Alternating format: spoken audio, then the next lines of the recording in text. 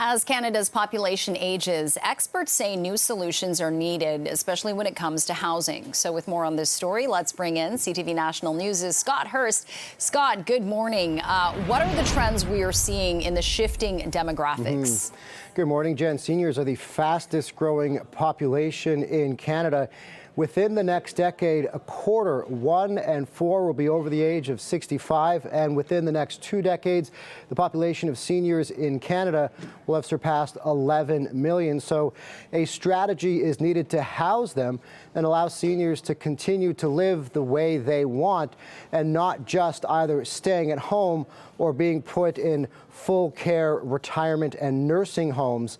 And so the Aging with Options plan is what a lot of advocates are saying, is that communities need to change, seniors need more options, and there need to be new housing strategies. And that includes improving and expanding support for those who choose to wish at home, who choose to stay at home, and also rethinking how entire neighborhoods are built. And there's a call for a national senior strategy, Jen.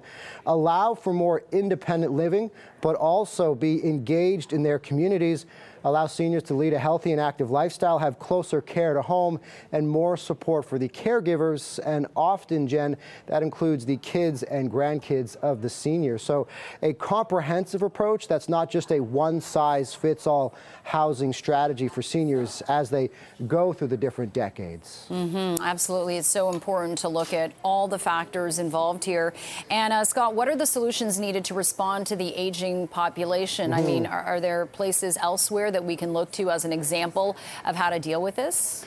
Advocates have pointed to a few places overseas that could be used as a model, but once again, it's not a one-size-fits-all approach, not a cookie-cutter housing model.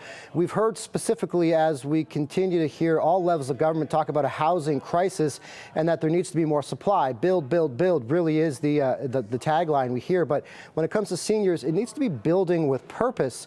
And one area that advocates look at in particular is Scandinavia, where their demographics skew older, so they're already dealing with this issue. And co-housing has really become something that's been invested in, and that really is like retirement communities, but very specific to homes, to communities, to neighborhoods where it is independent living. It does allow seniors that privacy, but it comes with a whole host of shared amenities. And so the model is not one size fits all. There needs to be much more development, much more investment in allowing seniors to age at home, but also that middle ground between staying at home and going to a full service nursing care, which a lot of seniors don't need quite yet. So there's that middle ground where they still want privacy, they still want to potentially live at home and still have the ability to live at home, but need those services much closer integrated into their community, Jan.